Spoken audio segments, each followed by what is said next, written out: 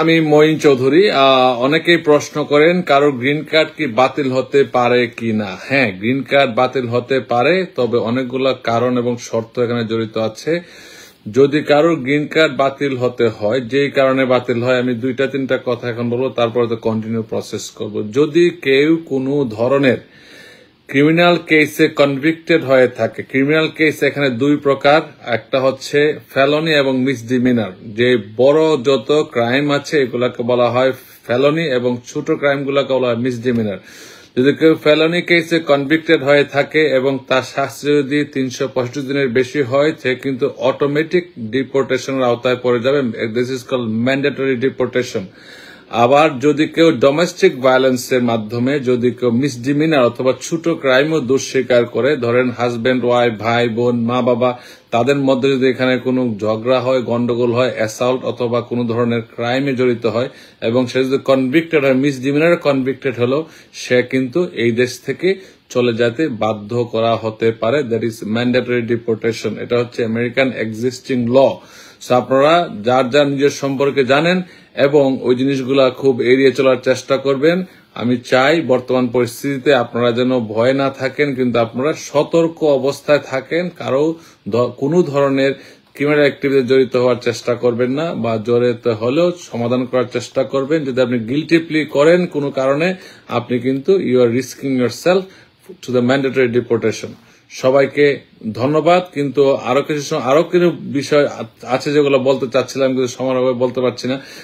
Just বলি যে আরেকটা বিষয় হচ্ছে, যেগুলা যদি কেউ এই দেশের বাহিরে গ্রিন কার্ড নিয়ে যদি কেউ 1 বছরের বেশি আমেরিকার বাইরে থাকে, সে কিন্তু অটোমেটিক গ্রিন কার্ড ক্যান্সেল হয়ে যায়।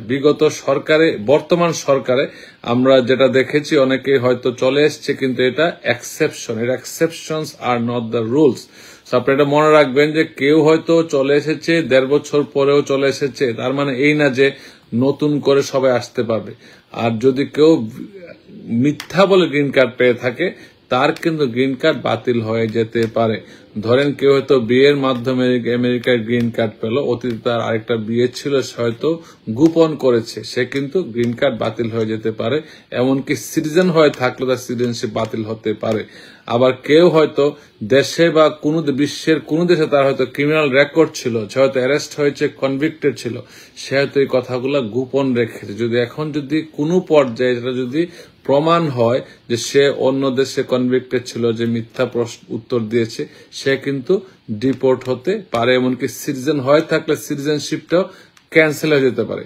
কেউ যদি বয়স কমিয়ে এসে থাকে, হয়তো কেউ বিবাহ করে এসেছে, কিন্তু সে মা বাবার সাথে আন্ডার এজ ক্যাটাগরিতে চলে আসছে, অবিবাহিত হিসেবে আসছে, কিন্তু আসলে সে বিবাহিত ছিল, এটা যদি সরকার জানতে পারে কোনোভাবে, 10 বছর পরে জানলো, তার কিন্তু গ্রিন কার্ড বাতিল হবে, এমনকি নাগরিকত্ব বাতিল হতে পারে। সবাইকে ধন্যবাদ। আশা করি এটা থেকে আপনারা কিছু বুঝতে পারবেন।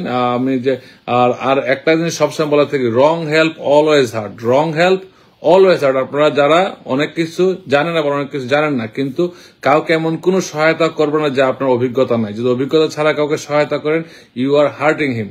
সো কোনোভাবেই না জানলে আপনার প্রফেশনাল কারো, অভিজ্ঞতা সম্পন্ন কারো পরামর্শ নিন। আইনজীবী যারা অ্যাটর্নি এট ল, এখানে যারা দায়িত্ব নিয়ে কথা বলতে পারেন, তাদের সাথে পরামর্শ করুন। কিন্তু আপনি অন্যায়ভাবে কাউকে সহায়তা করবেন না, যেটা আপনার অনেকের ক্ষতি হয়ে যাচ্ছে। সবাইকে ধন্যবাদ।